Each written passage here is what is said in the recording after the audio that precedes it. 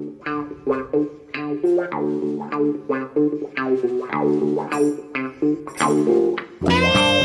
mate. Good morning, Mr. Hudson. How are you? I'm all right, mate. I'm good. Good, and welcome all to My Life, My Music, Kit and Caboodle this one. We're going to be focusing on kits, because you did put a Facebook post on the other day saying how much that you liked kit, so we're going to get into that. I just sent you a photograph via WhatsApp with you and a few Chelsea boys tucking into what looked like a bun. What was the story behind that image? Oh, I don't know. It was, I think it was, they were opening a new hamburger joint in near the ground, I think, and they asked us to go and open it for them. Because you It used was, to do a lot of stuff like that back in the 70s, didn't you, with yeah, Chelsea? yeah, yeah. Well, we did, whenever it meant a little day out for us, it was good, you know. Was there much alcohol taken during that day at McDonald's or whatever Wimpy's it was in? I think we had a few glasses of wine, mate. You used to have glasses of wine and alcohol, whether it was a pizza bar before blue is the colour, opening a burger bar. I mean, those were the days. Those were the halcyon days, the proper days of football, Al. Not like today. And by the way, 1973, this day 1973, Osgood scored what was goal of the season against Arsenal as well. Well, I remember that one. Yeah, I was. That was when I was going through one of my bad spells. I remember that quite well. But that was a cracker. That was when I think that was the season he went on BBC Grandstand, and Bob Wilson was doing, or not long after that. Mm. Bob there was a goal. I meant not that he didn't go on that season, but Bob went on. Oz went on the grandstand, and he said to Bob Wilson, they showed the goal because they used to show it every week after Yeah, that, they didn't did. they? Yeah, they did. Yeah, yeah. And I was said to Bob Wilson on the show, he said, I watch the show, I watch your show every week. He says, and I still think you're going to get it, Bob. He says it's unbelievable, you know. But it was that good a goal. Uh, and I remember, did we win that game? I think that was a draw, wasn't it? Yeah, I think it was a draw, and then they knocked you out, didn't they, in the replay? They meant they, 73. yeah, they knocked us out. We murdered them first half and Mm, led 1-0. And then we lost to a dodgy penalty, which weren't a penalty. mm, Alan Ball, yeah, yeah. yeah. Even back then, you had dodgy penalties, even sometimes dodgy goals that didn't go in, but you still claimed it.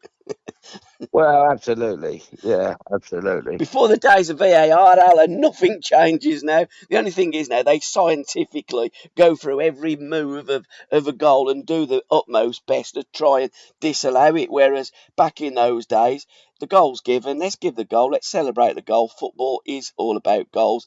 It's all about the kits. I mean, back then, Arsenal wore that iconic kit. Chelsea had that iconic blue kit. Where did it all go wrong with kits? Because today we look at pink kits, ridiculous kind of coloured, tangerine, purple, every colour under the rainbow kits. But how did you firstly develop your love for the kits? Because you did play in a youth tournament, didn't you? And you was really enamoured by that Inter Milan phenomenal coloured kit. Well, yeah, I think it was you being a kid yourself, Yeah, and we used to. I mean, I used to, although I'm a Fulham supporter, I used to think about playing for teams with good kits on. yeah, I wouldn't play for a team with, if I didn't like the kit. I mean, it was like that couldn't come into the equation. And I just love kits, and even in the school playgrounds, and our school kit and West London kit. I remember our West London kit. We had a nice pale blue kit with a white collar, white shorts, white socks. It was smart. But my mother used to say, she knew I had this love with kits, and she would make so much care, making I was the best turned out kid. yeah. For matches, it's unbelievable. And that was, it was all from school really, and then obviously it took a bit of a swing. I've gone from Chelsea with Tommy Docherty, who had a great. He was pretty much. I think he probably had the same thing as me, same like what it is this thing for kit, because he had the most brilliant kits at Chelsea. The blue one was good, but they had the white kit, but it was more dazzling than the rest of them. Yeah. Uh, And then obviously when Dave came in, I loved the Hungarian kit he brought in with the green and the white shorts and the red socks. That was a great kit. You used to put that on and you used to think you was a continental player, you know. Yeah, Uh, but then it all took a turn for the worse when I signed for Stoke, and we used to wear the red and pink stripes, didn't we? Where we didn't have a washerwoman, and the red would run into the white stripe. So you know, and then obviously even our training kit at Chelsea was top of the shop, you know, yeah. and all laid out perfectly. I mean, yeah, it was sport really. And when I went to Stoke, I couldn't believe that you had to wash your own kit, you know. And it was a great story about Peter Shilton because he took his home and his missus said, "Don't bring them home here." She said, "If you think you're going to dive around in the mud all day over that training ground and then come back and expect me to do that," she said, "you got another thing coming." She said, "Don't bring it home." So he had to stay at the ground. They had a washing machine at the back of the dressing room, and he used to wash his own kit out at the back of the ground. And and while he was away, Terry Conroy, John Mahoney, used to put the weights in his bag. That was the weight strip they used to put on him. And then he put his kit back in the bag and he'd walk out. And everyone said, "That's why he's got long arms. It ain't all them press ups he's doing, you know. It's the weights in the bag." So there's a story behind the kit as well. Talking about Tommy Docky hiding in the kit cupboard, you know. What was that then with Tommy in the kit cupboard? Who was he hiding from for a start? No, no, it's someone was talking to me the other week, and I was, well, you know, they used to say Emily News was quite famous because the Liverpool lads didn't like him because they said that he used to go into Shankly, and Shankly used to use him as his spy. Yeah. And every dressing room might have one, you know, where Mm. you know think they're getting with the manager and everything else. So but Tommy went into the bridge one day. He didn't need his own spy. He got Norman Meadows to lock him in the kit cupboard in the corner, and before everybody got into the ground, and he said, "Norman, empty that kit cupboard," and he got all the kit out, put it in the back room, and he said, "And lock me in it 5 minutes before the players come in," and he did. And he was in the cupboard all through, all before training when the lads had come, when Venables and George Graham and all that, and that was how we found out who was talking about him and who weren't. So you know, it was so it was no surprise when he sent them all open Blackpool that day, and he split the team up. So you know who you know. It's unbelievable. You think he would have bugged it, wouldn't you? We probably well, yeah, but Who'd in have put, them days, probably bugs wasn't as apparent I as what don't know. they are I today. don't know. I don't know. I think there's enough old Bill around here that had bugs, mate. They, around the Chelsea station around here. But you know, he'd have got the old Bill round there, bugged the place. Why didn't he use to flood the pitch for me, and he'd use a bug, you know. But yeah, so that was Tommy's. That I mean, it all comes under the kit and caboodle, doesn't it? You know, Absolutely. and What was the feel? We got the look of the kits and how they, were washed. But how did they actually feel? You did say that you felt $1 million and almost like the Hungarians when you wore that kind of kit. But what was the feel of the Chelsea kit compared to the Stoke? Was the cloth different? What was the best kit that you ever put on? Because sometimes it's like with any garment of clothing, isn't it? You put it on and you feel great, yet others don't feel as good. What was the best feeling kit that you ever wore, Al? well, I think it was the Hungarian one. Yeah. It was the red shirt, Mm. and as you're talking, you remember the '70 World Cup Yeah. where England always, under when they had the World Cup team, especially in Mexico, that was a great kit. But I think that was when they first brought out the lightweight kit Yes. Yeah. at the air. Some Mm. they called it the air something kit, and that was a magnificent. They were magnificent shirts, and then they come into play, and we wore them a few times You know, I remember putting that on a few times at the bridge, and they also had that in green as well. I mean, it's amazing. That although you know, I mean, I really like the Stoke kit. Believe it or not, I love their away kit. You know, I Yeah. wear the shirts. You know that you brought out, which were great. Hmm. Uh, they were superb. You put them on, and you felt like you're playing in Europe. You Yeah. know, and that was a good thing about that. And I just can't believe that Tony, you know, never used that as every away game. You know. I think he tried to stick to red and white stripes as much as possible. Teams But did though in them days, didn't they? They only really wore that away kit if there was a colour clash. well, they did, yeah, Mm. yeah, they did. I mean, some teams never had a away kit, did they? No, It's unbelievable. But I think some teams who didn't have a away kit didn't need a away kit 'cause they didn't clash with nobody. exactly. But funny, strangest thing is. It's a kick in the quite right kick in the balls yesterday for the women's football, wasn't it? Did you read that in the paper? No, what happened? Enlighten me. They played. Arsenal played. I think Arsenal Chelsea. women. Yeah. Yeah, Arsenal Uh, played Chelsea, didn't they? I know they played. I know they played. And just said to my son, "It's the first time I was going to have a bet in a women's football match." It looked, you know, the big prize, Chelsea. But they turned up at the ground and they forgot the socks. All right. Well, they wear And stockings. yeah, the stockings.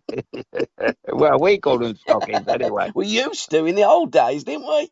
Yeah, yeah, they were. They were called stockings, weren't Yeah, they? yeah, they were.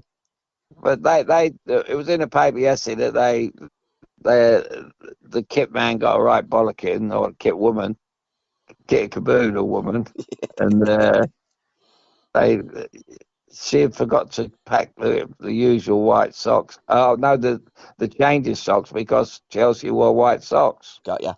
Yeah. So they had to go into the Chelsea shop and buy so many pairs of socks for Arsenal to change their socks into a different colour. Can you believe that? £12.95 a pair of socks. And they're earning about 50 grand a week, these birds, aren't they? Unbelievable. You couldn't make it up. But having Well, said that, you know, teams famously have had to go to sports shops and buy kits or change. I remember in the, what was it, 78 World Cup, one of the teams, the kickoff was delayed because there was a colour clash and they had to use the team that they were playing at the ground, I think, their kit to save the kits from clashing. But you must, yeah. did you ever come across that, Al, in your days where you would turn up, whether it be Chelsea, Stoke, or even Seattle, Arsenal, and you had a clash of kits, and at the last minute you had to change, or somebody, a kit man, did forget something in there, so you had to beg or borrow? No, I know. No. I Hmm. can't really tell you the cases were, but I can remember a couple of cases where they've had to borrow the home team's kit, Yeah. home team's away kit to play the home team, Hmm. where they ballsed up and not thought about bringing it, you know, the colour clash, you know. But you can't believe it, can you? Really? You can't, but you, You can years ago, but you can't in today's. We got Sky TV, and I mean, the reason the pitches are so good and the kit's so good and everything today, you know, is only because of Sky TV, and they pay for all that. yeah, Uh, and you wouldn't see years ago people throwing their shirts in the crowd because they'd have to pay for them. yeah, absolutely. We only had two match kit shirts, Hmm. I think, in them days. But now they do them for fun, don't they? They just, you got the little children beggars, haven't you? Yeah. I mean, Can I have your shirt, please? don't they have a kit for the first half and a top for the second half as well? Some players they do have a number of kits. Throw it into the crowd, as you say, to a kid, and then do a Yeah, shirt swap with the player. yeah. It would have used to been player that was marking you, but it's the stellar player, isn't it? They're all trying to get a certain player's shirt. So I don't know what they Well, do, yeah, yeah. toss There was. coins or whatever. Yeah, I suppose I suppose they made certain cases, but Yeah. I'm waiting for the day really because the day's got to come when you got a little kid on his dad's shoulders holding a sign up. Have you got 50 grand? You know, we're getting thrown out. We're getting thrown out. Have you got 50 grand? I mean, that's got to be next. I mean, when you're putting on there, can I have a shirt? I I know. mean, my goodness gracious, can't believe it. It does But, go crazy though. I mean, back in the 70s, the only time you'd ever see a placard really would be at a cup final, or certainly in your case, welcome home, Uddy, when you come back and played for Stoke City. But going yeah. back briefly to kits, in the 1958 World Cup final, Brazil had to go to a local sports shop and buy their kits, the blue kits, and then put the badge on there because the Brazilian, the kit, the second kit was a white kit. It clashed and Brazil wouldn't wear white because Sweden wore the yellow. So Brazil's kit was yellow. Sweden wouldn't swap because they were the home team. Brazil had to, but they, as I say, they wouldn't wear the white kit because it was superstitious. They got beaten in the 50 World Cup final in that white kit, and they refused to wear it. So they had to go and buy, and that's why Brazil wear blue as the second kit. Oh, well, there you go. Yeah, it's Mm. what Chelsea did when they give the Inter Milan kit away, didn't they? I don't know. Tell me about that. Well, that was the story goes that they lost in the semi-final against was it Hillsborough? I think against uh, they they lost 2 years in a row before they actually got there in '67. I think they lost to Liverpool when they played in this kit, and I think Tommy Dock they come in the week and Tommy Docherty give the kit to Johnny Hollins. He says who ran a youth club team or Yeah, something, and he gives the team or his pub team or something. Johnny Hollins would have had a pub team. He would have given it to us, wouldn't he? yeah. The me and Oz, it was a pub team, but it was yeah he did, and they would never seen in it again. So that would have been Chelsea's away kit, full stop, if they'd have won that semi-final. Blimey. Unbelievable. And in 1973, you wore that red top, white shorts, green socks, and Ipswich wore their yellow kit for an FA Cup game at Stamford Bridge. Do you know why you both pretty much wore away kits? Because famously, in the 72 FA Cup semi final with my team, Birmingham City, against Leeds, both teams wore the away kits there. So there's a lot of like, why did teams wear those kits? It doesn't make much sense, really. Well, I could understand it was a semi-final or a final Yeah, if but both teams wore their yeah, second yeah, top. yeah. Hmm? I don't know. I remember that we were changing in the port cabins at the time. I Hmm. remember that game well. Bill Garner got both goals, I think, and Chelsea won 2-0 beat Ipswich. I remember it being a horrible game, and I remember falling out with Brian. Well, I had words with Brian Mears after the game, and it was the most awful game. There was no football; it was just punting the ball up the field. And it was a typical, you know, Chelsea were on the slide, and we were just struggling like hell. And it was awful game to play, and it was Hmm. so far away from when we won it and winning in Europe and all that. And I remember Brian Mears walking in the dressing room with his big uh, fur coat on and saying, "What a performance!" And I said to him, "What game you been at?" And he kind of looked at me and couldn't work it out, because it's all about winning in the cup, isn't it? Yeah, But I think I was yeah. on one of those really bad, the really bad run of mine, of the bad spell of form with my ankle and everything else. And yeah, I remember that game well. So it should have been, you know, I should have been celebrating really, but I weren't. That was a time when I weren't happy at the club, Yeah. and not even in that kit, you know. But that I mean, I remember Hungary wearing that kit. I mean, Mm. they had a player that was very much when Osgood started his, running with the ball and going past and swerving past people and all that. I remember the Hungarians had a player like him in the '66 World Cup called Albert. Yep.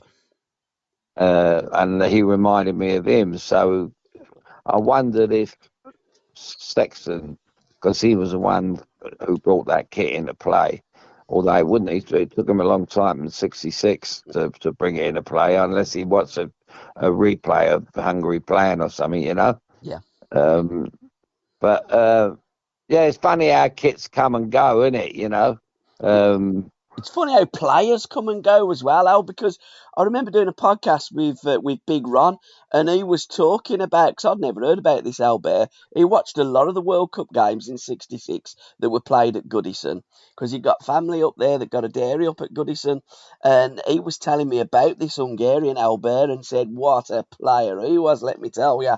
And as you yeah. say, Dave must have done that. I mean, obviously in '66 he wasn't Chelsea manager, but he must have put it on the back burner and thought, if I ever do get to be a manager, and then he did, and he thought about Albert and Ozzy, perhaps that was the reason that Dave bought in that kit. Well, I wouldn't think I wouldn't have. Yeah, there's a kind of a link there, Mm, but I wouldn't think that Dave would do something like that. Although he was, say, Dave was a very superstitious man. yeah, There could have been something to do with that. I don't know. Somewhere along the line, uh, I don't think. I remember him every game in the FA Cup when we won it. He wouldn't put. He had a jacket wore the same jacket with no button on. right. And I used to think to myself, why don't he buy himself a new jacket? You know, he's got plenty of money, I realised it was that. You know, Mm, so he was pretty superstitious, Dave. But I wouldn't think Dave would have. He's they don't have the shirts in the coaching manual, do they? no, not And at all. so he wouldn't have come across that. But no, it's you know, even as a kid, but you know, I loved the Fulham kit as well, Yes. and you know, it was so plain, so simple. I don't know. I mean, some of the kits that England have worn over the years are disgraceful, Yeah. absolutely disgraceful. I always think of Bobby Moore coming out of the tunnel, you know, looking like really proud to have it wearing an English shirt, which he was, and always like he would come out. I used to be a lot like that, you know. I used to really want to look well coming out, you know. It was all part. It was all part of the, you know, how you plan for a game, you know. Mm. You want to look your best. And I think that's why I love the good kits, you know. And going back to, well, staying on the theme with Bobby Moore, Bobby said to you, didn't he? You know, playing for England is the greatest feeling, and you know, concentrate on playing for England rather than your club. Unfortunately, when Ramsey didn't pick you, when Bobby told you he was going to make your debut in '72, and then you were banned by Ramsey, Revy brought you back to fail against West Germany. You played twice. You know, sometimes with players, fans and the media don't understand what's going on. Bring it back forward to this Ben White scenario, and he's been absolutely hammered on social media and the media, but no one really knows what's actually gone on with Ben White. You know, sometimes a player thinks, well, stuff you, I ain't playing. Yeah. And I mean, you've got it and nail on the head there. It's their fans have no idea. They don't take the player into Mm, consideration at all, unless he's their favourite player, and yeah, you know. Uh, but no, they don't know the ins and outs of what goes on, and the reasons why. yes. Um, but I, I'm strangely enough, as we're talking, I'm looking up at the old Stoke shirt and with the yellow with the blue thing, and we wore that in. We were very unlucky when we wore that in Ajax in Amsterdam when we got knocked out on away goals and we should have won. Yeah. We could have scored the last kick, but so you know, there's good memories about kits as well. You know, And that good. Stoke kit, it was that you had the white one, didn't you, with the red sash on it when you played at Highbury? Because you scored your last goal in the Football League there, didn't you? Yeah. I scored once at Highbury. I went there. I played there for 18 months and never scored for them. And I scored against them for Stoke. So it worked. It was unbelievable, really. Um, that was a good kit. You know, they were great kits. And Mm, as I said, I can't believe that 'Cause Tony loved a bit of style as well, and Yeah. he likes the way you play. You've got to be stylish and to look good. And he was that kind of person. He loved, he had style whatever he done. He didn't look like it, Mm. but whether it was music or whether you went out, it was always to the best places. And everything was the best. And I can't. I can only think that he had no say in it. Yeah. You know. Who wears the kit. Mm. I don't know. It's something that I should have asked when I was at Arsenal. We had a fella called Tony Donnelly, and who looked after everything. Looked after the lads. He looked after their booze. He looked after everything, and all the lads loved him. They always used to bang him a drink. I think he was the one that when I played against Man City that day, when we ran up the tunnel, me and him laughing when he said, "I've never heard nothing like it." And but he I'm was a coming great on. fella, Tony. But I should have asked him because he knows he knew all the ins and outs of how to run a dressing room. Yeah. There's more to it than the eye. I'm not coming on. My feet are cold. That was great. That was great. I mean, Don appreciated that one as well. Again, you But, don't leave your best player on the bench. Do me a favour. well, it was music to my ears really because they got strangely enough, that was the year we got to the cup final, and we should have got the two Mm. cup Yeah. finals that year, the League Cup. I think Pat Jennings played incredibly well up at Main Road, and they come back and for 45 minutes we couldn't get the ball off Man City, and they had I think Asa Arthur and I think Williams, who was at Southampton, Yeah. who's a Steve good Williams. player, Yeah. good footballer. Mm. They we just couldn't get the ball off him, and he was from about 20 minutes in. Don Howe was saying to him, you got to change it, you got to change it. And those were the days when we only had one sub, so Yeah. it wasn't as if he was talking about it. Anyone, it was obvious. And then all of a sudden, about 10 minutes before half time, he says, "You're coming on." And I went, "I'm not." I said, "My feet are freezing, mate." I said, "Tom, come on, we're going to get warmed up." I said, "You polish me boots and I'll put my feet under the tap." And I had the hot water run under my tap as the door swung open. And I gathered it was still 0-0. So we were still in the tie, but luckily enough, we were still in the tie. And then I said to Tony, I said, "I'm going to get you through this game." And I took over, and that was the best 45 minutes I had in an Arsenal shirt, mainly because I knew I couldn't play for 90 minutes Yeah. with the injury I had. So I knew the injury wasn't going to come on to me because it was a abdominal injury, which it's like anything you got an injury in that's why they cortisone you Mm. for the 90 minutes. So it won't come back. But there was no cortisone in that part of the body. And But that was a good night. That was the night really that Arsenal see the real me, yeah. and I wish I could have played like that all the time there. And of course, in those days, the kits had numbers on the back, didn't have the name on the back, they just had the number. So when you picked up that shirt, for instance, the Stoke City shirt, that was George Eastham's number 10 shirt. The England shirt, Johnny Haynes's. Okay, Johnny had long retired, but it was still the number 10 shirt that Johnny Haynes had worn. But, Yeah. there's history in that shirt, isn't there? Okay, it's not the same shirt, but to think that that player had put on that number shirt, one of your heroes, etc., etc., that must give you a lot more satisfaction as well than picking up a shirt and having number 66 or the number 71 shirt that they have today. No history in a shirt today, not like it was back then. No, it's silly. Yeah, it's silly, and Mm, yeah, this silly roster of yeah, 70 players. But yeah, I think what you're saying is, it's everything's in the mind, no matter what. That's why people get superstitious or whatever. But everything's in the mind. And when I was a kid, I didn't want to wear any number, but 10, and yeah. I thought I was the number 10. This number 10 they make talk about on television. I ain't got a clue what they're talking about. I haven't got a clue in a million years what that's all about.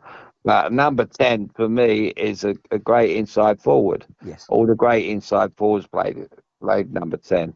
Apart from Jimmy Greaves wore it a few times, and it looked too big on him, because he was only tiny. The number looked bigger than him. But it was something a bit special. Like, as you say, it Stoke, when you pull that on, I just knew that I was following a player. And to listen to the rest of this podcast, head on over to www.patreon.com/SRB Media. Thank you.